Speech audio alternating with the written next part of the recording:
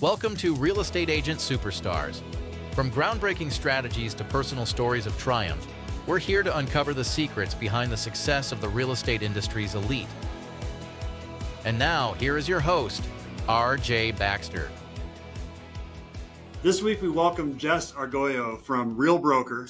And Jess has been in the business for about 5 years, and she has been absolutely knocking it out of the park. And I specifically wanted to have Jess on the show this week to share her experience with using video marketing to really grow her business, amongst other things that she does. So we're really happy to have you here, Jess. Welcome to the show. Thank you so much, RJ. I'm excited. Awesome. So tell us a little bit more about yourself. How did you get involved in this crazy business? Oh goodness. So I started in 2020. I feel like the worst time to start real estate. I finally got licensed in March of 2020, right when really the pandemic hit, the hiatus, the craziness. I couldn't even get my license number because Dora shut down between March and June. So I was waiting stagnant. And I was able to start on with Remax that year. And now I'm at Real Broker. I wish I could, I knew more what to say, but yeah, I started there and I've always been a solo agent. Yeah. Cool. That's awesome. You picked an interesting time to get started. Didn't you say that when you passed your test, it was literally everything shut down a week later, or a day later or something? Yeah. And I had told you this too, and I don't necessarily lead with this, but I attempted to try to pass my real estate exam 7 times. And it took a lot of, I was very discouraged at moments, but I'm just always really, really bad at tests. I get really nervous and I just don't perform. I don't do well. And the next week I remember, because I was on PSI's website, every week, that's where you go to get your licensing done. And they had actually shut down. So I was like, thank goodness. Cause I honestly don't know if I would have made it through that stretch of PSI closing down for 6 months and then been able to go back and try again. Yeah. Well, it shows you're persistent. I'm very persistent. Yeah. It takes persistence in this business. It does. That's for sure. What did you learn in those early days that shaped you as a real estate agent? Yeah, I think for me specifically, are you talking about the first year, kind of what made me that first year was really, really hard. And because not only did everything shut down, but even classes, I finally was able to onboard with Remax. And then the classes were still shut down a good majority of that year. So I wasn't able to learn. A lot of the learning and everything I did was online on social media. And even when I was going through the testing phase, I would look on YouTube, how to pass your real estate exam, quirks, tips, helpful hints, all of these things. And that's kind of what brought me into the social media realm. And I was like, wow, no one's really capitalized on this. Cause I even remember specifically searching how to pass your Colorado real estate test. Somebody help me. And I was like, I cannot be the only one because I watch YouTube more so than TV, more than cable. I'm always on YouTube, whether it be a podcast, an Audible, or even just a motivational speech or something like this. And I hadn't really seen a lot of people doing that at that time. So that's kind of how I dabbled into it. And then, yeah. So did you get involved with doing videos right off the bat in your career in 2020, or did it take a little bit of time before the light bulb went on? No, I remember specifically, and I really wish I stuck on it, truthfully, because at that time, it was me and the Property Brothers who were starting YouTube at that time. And we were right on par. They would upload a video, I would upload a video, and a lot of the videos that I would upload there now turned off or they're put on private because I'm not that crazy about all of it, looking back. But I was able to capitalize on that. And still to this day, I would say it's 80% of my business. Most of those either returning visitors or connections that I make through that. Because a lot of people do reach out to me not necessarily on YouTube, but they'll get my handle off Instagram, reach out to me and say like, these videos were so helpful. And then we'll create some type of rapport, stay in contact. And yeah. Were you naturally right off the bat comfortable on camera? Or No. did it take a little bit of time to Yeah. are you used to it now even? Yeah, I would say I'm fine. I'm more so used to it, but I'm not, I wouldn't say I'm like 100% comfortable. Like I still get nervous even for something like this. Um, yeah, but my first video was actually at my kitchen table with my Canon G7X, just a little old one that I had. Mhm. And I just remember thinking, like, goodness, I wish that people knew how easy and attainable it really is to buy a home. And similar to like me and my husband's start of purchasing our first home and how discouraged we felt and kind of the hurdles we went through trying to buy a home and getting declined and going to Chase to get approved, stuff like that. So I just started with really like, hey, like I'm here if you're looking for help. And um, I got an influx at that time too, because Mm. not only was it COVID days, but everyone was online. And I think even thinking about it, not necessarily from first time homebuyers, but everyone was either having to go remote or having to find a space. And that's what a lot of my buyers were, either first time buyers that worked remote, they had to find a space, or it was really interesting how like horrible times like that, like just like change your perspective. And had I known like the leads that were coming in at that time, and if I had like an actual system, I swear to you, I would have probably closed like double the amount, but I didn't know what the heck I was doing. I didn't even know how to schedule a showing. Yeah, I don't know how Well, yeah, it's a well, mess. in 2020, I don't think anyone knew how to schedule a showing. Fair, It was fair. Yeah, yeah, that's very fair. I actually forgot about all that. yeah. How did you decide what to talk about early on? Was it just Yeah. kind of random like that, or did you start to come up with topics ahead of time and Well, ideas? uh, so the first couple ones that I really did were like CHAFA based, down payment assistance or helpful tips for first time buyers, Mm-hmm. things that I wish that I had known um, during those times. And I remember at that time, lenders were, I don't think it was just me, but there was an influx of lenders calling me. And I was like, well, help me understand like this program. Like, how does this make sense for my buyers? And so I would kind of ask those probing questions with lenders too, because I even Mm-hmm. talking about down payment assistance, like I didn't know what I was talking about. And some of those videos that I say like I put on private were because some of the things that I were saying was not 100% true. I got you. Yeah. Yeah, makes sense. Yeah. So did you do anything special to get the videos seen, or did you just post them? I just posted them. I remember there was an app called Bazaart before I even knew about Canva, like how to do Mhm. your thumbnails. And before my business page, like I had a YouTube page that I did when I was pregnant with just my daughter for like personal stuff.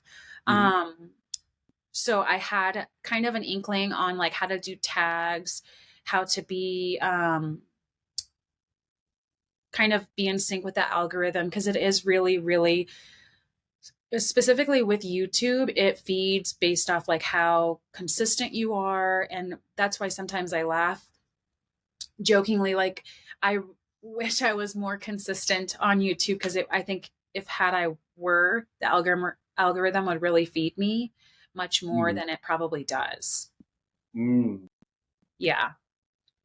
Are you so you weren't consistent through the years, but No, I get busy and then I fall off. I get busy and then I fall off. And Mm. right now I just found an editor who I've kind of been dabbling with on like my style, what I really want my videos to showcase and stuff like that. Because I think another thing that a lot of people don't realize is everything that I've done on YouTube is all like I have Final Cut Pro, I have all the gear myself. There's like my little ring lights back there and like my Mhm. my lights. So I kind of took it on myself, like, how do you get this? How do you, and I'm realizing that like it's for me to be the best I can only focus on one thing, and that's real estate and being like very client facing. And if I try to be the editor and the lender and do all these things, like it's a disservice to my clients. I'm trying to just like stay in my lane and maybe just hire out these things as needed. Yeah, that's smart. Yeah. I mean, with anything, consistency is so important. Oh yeah. Yeah. So how has your content changed through the years? What kinds of things are you doing currently? So I'm trying to really get away from down payment assistance and all of that, and mostly because it's a lot. A lot of my buyers really need to be nurtured, and sometimes I it's not that I want like the fast money. I just want it's just a lot. And I think also just really zoning in on area specific, because with Chaffa and doing these very generic or like I could very well like refer them out. I kind of want to center in on like area specific, like areas I know about, like Northland, Thornton, because some days, RJ, like I'm driving to Windsor, Colorado Springs. So it just really spreads me thin. So right now I'm really trying to zone in and not be so program specific. I'll still do them because I love them, but just more general. And if I do get an area that I'm really not comfortable selling in or just not well versed in, just referring it out to that said agent. I'm trying to be better about that too. Yeah, that's really smart. Are you gearing your marketing towards that, or are you just more referring out things that come in other areas? Or both? I'm really trying to figure out what direction I want my business to go in, whether that be like team based or I don't know. I think I'm very fortunate to be at this position, RJ, and like feeling overwhelmed. I just need to figure out what that looks like, because I'm just I'm kind of at my peak with everything. Does that make sense? Am I making sense? Totally. I'm right there with you. Yeah, it's just reminding myself, like, where do I see myself in 5 years? What's gonna really serve me and fill my cup? Yeah, because I think too, like my kiddos, I have two kiddos, they're very young. So sometimes like my weekends, I am never with them. I'm never with my family. So I just want to really figure out what it is I want and like how I want to really plan out my future with this business. Yeah, absolutely. So what kinds of thoughts do you have on that? What do you think is next for you? I really think I actually just had a meeting yesterday. Do you know Brooke Van Havermaet? Who? I'm sorry? Brooke Van Havermaet. No. Okay. She's just a team lead here, but I really think I'm just going to start getting a team together and kind of just going about it that way. Real has really good rev share options and ways to grow that way as well. So just trying to make sure it makes sense for me and really focus on my sphere, but also really get more consistent with my videos as well. Yeah, smart. So then where do you see yourself in, let's say, 3 years? Where would you like to take this? Is it more about growing your business and your volume, or more about your personal life and your lifestyle and your kids, or is it a little bit of both? I think a good amount of both. What I'd really like to do is be more consistent on YouTube, get more of like a team where I could refer them out and kind of help them grow as well. But also giving me a little bit more free time with my kids and my family. Yeah, nice. Yeah. What is it that drives you? I don't know. I would like to say honestly, like I am very like money hungry. I thrive in chaos. Even right now, I'm probably the busiest I've ever been in my career, but I'm like, oh my goodness, what am I going to do when they all close? I think kind of that greater broad picture of what I see myself doing. And I really want to, probably at the age of 40, is really slow down and live a much calmer life, but I would say like right now, like I would say I'm very, very new. I learn something new in this business every day. Where I want to learn, I want to gear up, and I want really good people around me to help me create like this amazing community and culture and all of these things. Yeah. Awesome. Awesome. What's the most significant thing that you've learned in the business that's helped you to succeed? Don't burn bridges. Okay.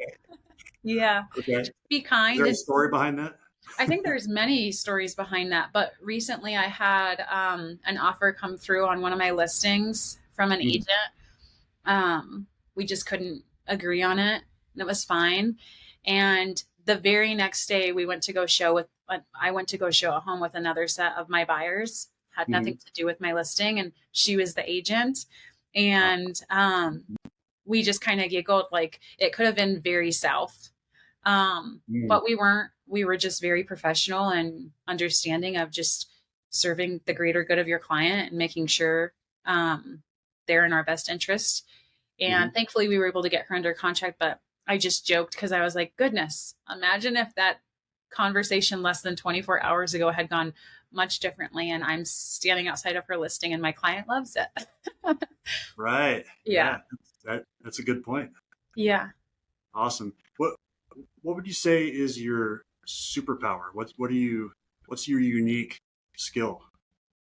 I'm a procrastinator like through and through, but I like always seem to get it done. I always say like give me a deadline and it'll be done like 1 minute before, but I don't know how I do it. I manage to juggle a Mhm. lot of things and be able to figure it out. So your unique power is that you're a procrastinator? Yes, but I can get it done. You give Okay. me something Okay. to do and I'll get it done. Cool. Cool. Cool. Um, so what advice would you give to someone that's just starting in the business right now? I would say probably like get your niche. Mine has been first time buyers. And kind of anchor that down, learn all the ins and outs of that, whether that be like luxury properties or land or Mhm. and don't write off anything because sometimes I'll have lenders call me with programs specific to like a bank. And sometimes I'll write them off, but it could be a really, really good fit for a buyer. So I always say, like, hear everyone out. Because Mhm. you just never know. And also just like zone in on one thing. Okay, nice. So how is that honing in on first time buyers? In what way has that helped you grow your business? Has it led to people coming to you because you're the expert in that area, would you say? Or Yeah, I would say most of the business that I get is generally speaking about like my CHAFA or my down payment assistance programs. Mhm. Mhm. Um, but what's really nice is sometimes like my buyers, they'll reach out to me for just that. And it may not, I'll kind of get a read on them from that initial consultation on maybe CHEF is not the best fit or your income's a little bit higher because a lot of these programs have really specific ratios and requirements. Um, so I think zoning in Mhm. on that has led me to not only just CHEFA, but I'm able to gauge like maybe this would be a good USDA program or a good Metro DPA. Um, I always say just like be as honest as you can with me. And I can kind of figure out, hopefully, figure out the kind of best road we can navigate, even if it's not buying right now. Yeah, yeah. Has Do you feel like when you have non first time buyers that they're maybe they think maybe you're not the best fit because of the fact that you specialize in first time buyers? I don't think so. Um, I could see how maybe someone would say that. Mhm. Um, I would say my niche and my specialty is first time buyers, but I also have dabbled a lot in like move up buyers. So I know all um, the inner working parts of like being contingent and having to sell your first home. And yes, but I don't think it discredits me. I hope that makes sense. Sure, sure. Where I was going with that is someone might be listening and thinking, I don't want to do a niche necessarily because then They're going to Oh, think right. that I'm just this thing, and then it's going to limit the amount of business I get in other areas. Um, but it sounds to me like it's been a benefit for you to really specialize and hone in on one niche. Yeah, a little bit. I would say I get really specific about what I post on social media now versus what I Mhm. posted before, because I think sometimes it brings in a certain type of clientele. Mm. And I don't think it's a bad thing. I'm just trying, when I see my figures every year, I want to get better, like everyone does. But sometimes, so for me right now, I'm specific on what I post. I don't post a ton of first time homebuyer stuff. I post like a plethora of stuff, but yeah, I think I'm getting a little confused, but yeah. So then on that, tell me how the content has changed. How do you decide what to post now? I would say the things that I post are more success stories. I think too with my age group, now the friends in my sphere, I guess, that I grew up knowing, they are now in like that first time home buyer or even second time home buyer phase. Hmm. So it's Hmm. helped with being able to post my previous content, like my first time homebuyer content. As I grow, they do too. So um, they're able to kind of build that credibility with me. Like, oh, Hmm. she does close deals. I don't necessarily say, like, this client used down payment assistance, got 12,000 in closing costs. So I don't necessarily post all of that. I'll usually tell a story. Um, I don't normally like put numbers. Gotcha. Yeah. So how are you counseling first-time buyers in today's market with how less affordable it's become? What kinds of things, how do those conversations go with the first-time buyers? Yeah, get in now because I think the market will eat you alive. And Yeah. your starter home dreams your funds your dream home.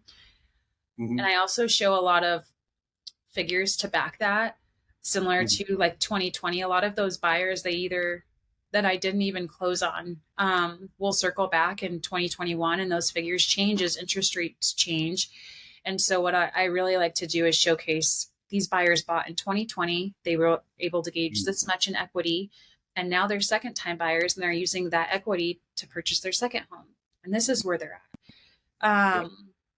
I think that's really helpful, and just being understanding of this doesn't have to be your forever home. Um, I don't know. Each buyer comes with um, a different way to approach it. Hmm. It's just understanding their needs and their wants. And I always have them do like a must have, must be nice. And then they can live without. And then I like to kind of just remind them of that during that course too. Hmm. Yeah, that's really smart. And I love how you use stories when you talk to them, to examples of other families that have bought homes and managed to move up, and that it's not their forever home. Oh Because, yeah. yeah. But I mean, I don't know about you, but I get people that still resist it. They're waiting for the housing crash or for interest rates to go down a bunch. How do you handle those kinds of objections? Like that's always, or I'll get someone pre-approved and then they're like, Jess, my dad, he said that it's about to crash. And Right, I right. always I obviously am understanding of them, but I also just kind of remind them like this is your journey. You can obviously take Mhm. that for what it is, but even the news, I'm very specific on what I tell my clients versus what they're hearing, because even with the NAR settlement came a lot of like taboo conversations. And for me, it's been a month in and I'm busier than I've probably ever been, and more so with buyers. Hmm. So I think it's really just setting that expectation and reminding them that what is true and what's not.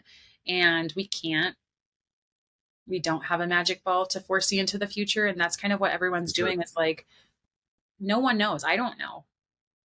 Yeah. You don't know. No one knows. So if you want it, like, let's find it. Let's find an attainable way to get it. And Mhm. yeah, sometimes I do have buyers though that are like, I can't buy. because of what I heard, which is fine. Yeah, yeah. Well, and you seem to believe that real estate is going to keep going up, and we're going to have strong markets moving forward. What is your personal theory behind that? What do you share with people? I do believe the spring market. I don't know what you think and your beliefs, but I think the spring we're ramping up for a crazy spring. Mm-hmm. Um, I think with interest rates kind of shifting, we're already seeing a good pool of this weekend. I had two homes. Um, we were bid out on them because they were multiple offers. And that's, Mm-hmm. I think, a direct reflection of the news and pushing like where rates are headed. And um, I think Colorado just holds really good market value for homes. I wouldn't say I Yeah, know or I have a belief, but I'm sure. confident. I'm confident in kind of everything that's been happening and the road it's going. Yeah, yeah. I agree with you 100%. I think in our business, a lot of people we're eternal optimists and eternal bulls on the housing market. And I always tell people that it's your home. So unless you plan to buy a house and then move a year later, if it goes down a little bit, I mean, historically, there's only really one time in recent history that real estate's gone down significantly, and that was the housing crisis in '08. In most recessions, housing's done okay, at Yeah, least even. that's So very true. Yeah, yeah. and that's fair. And what I also I had a conversation with one of my buyers recently about kind of lack of inventory. And I think a lot of those refis that we saw and like the very plummeted rates, 2021, Mm-hmm. I think they're now coming to copes with kind of the house and it may not be a good fit for them anymore. And have you heard of like the 7 Ds in divorce? That's kind of like what I always have you. So Yep. that's what I always tell them. Like there are these life things that happen and you're just going to have to move. Um, Mm-hmm. it may not be right now, but everyone's going to have to move at some point.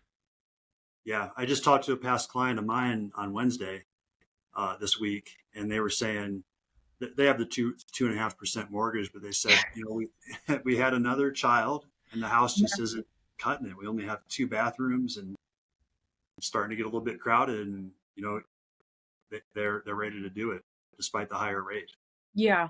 because it's just the circumstances.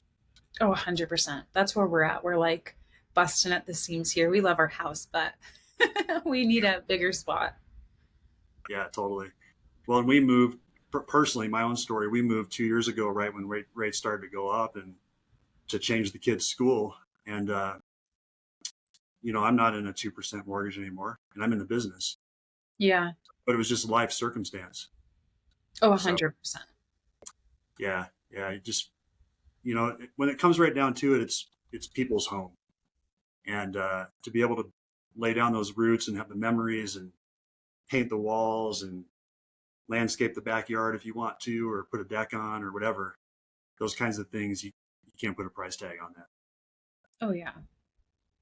So I love. Have you heard of future casting? Mm-mm. You probably do it naturally, where when you're showing a house, you paint the picture of what it Oh, would be. yes.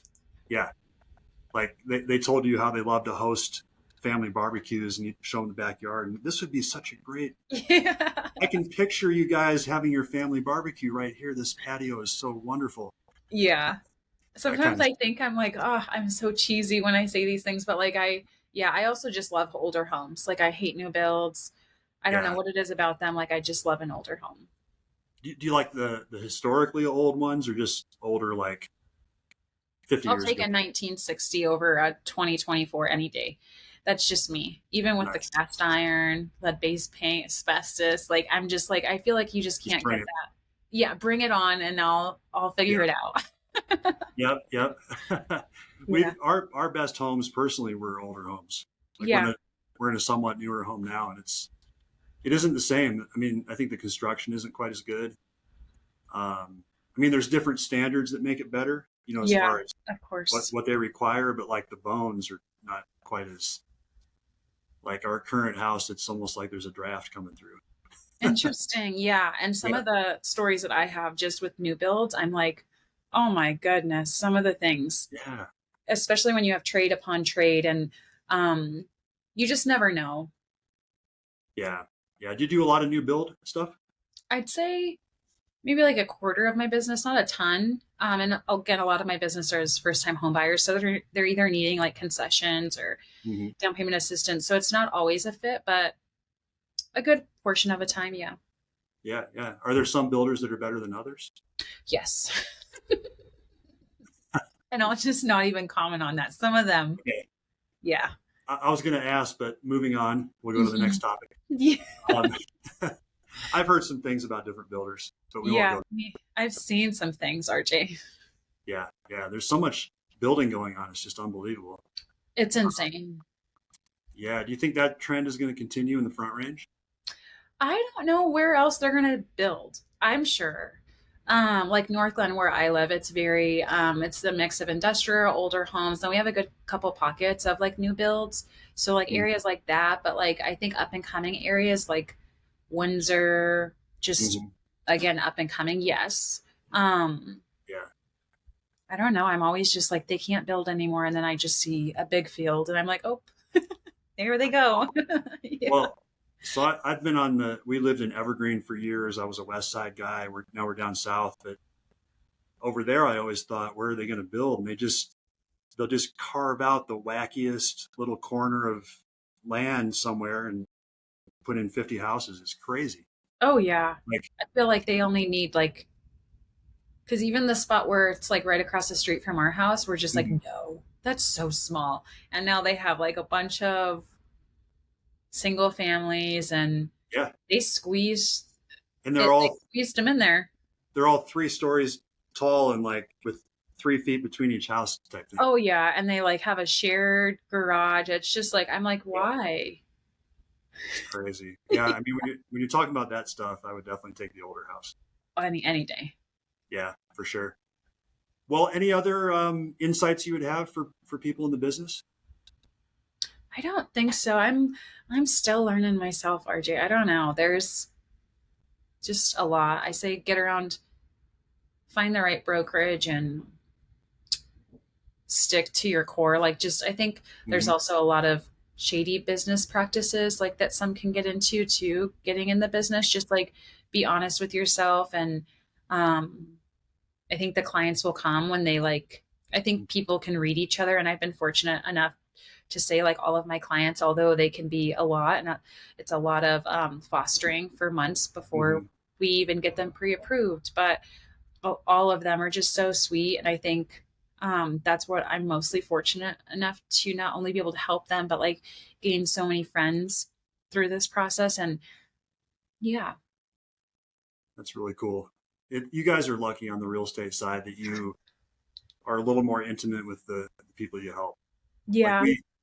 we go there I mean, with some people we get there, but a lot of my clients are over the phone, so it's a little bit different. Oh, 100%. Yeah. So I always wanted to be a lender. And then one of my lender partners was like, no, Jess, we couldn't do it. And I was like, fair. it always like the other parts of the business always look good. Like I originally studied to get my real estate license 22 years ago when I got into lending. Okay. And, yeah, I still see real estate agents doing what they do, and I think I think I'd like that. Oh yeah. And Yeah. Some yeah, days similar to our conversation before we jumped on, like you just can't make up this stuff. Some of I the know. stuff we deal with, and I'm sure on both sides is just like Yeah, someone would think I'm lying if I told them half the I stuff. know. I know. But that's what makes it fun and interesting. And I mean, I think most of us in this line of work would not be happy with a desk job where you do the same thing every day. Oh yeah. Yeah. Well, thanks again for being on. I really appreciate you taking the time. Yeah. Thank you so much, RJ. I really appreciate it. Thank you for joining us for another episode of Real Estate Agent Superstars. If you're looking to dive deeper into the world of real estate and catch more episodes, head over to our website at www.realestateagentsuperstars.com. Curious about today's guest? Explore our show notes on the website for more details. Before you go, don't forget to give us a 5-star rating and follow us on social media for the latest podcast updates. Thanks for tuning in.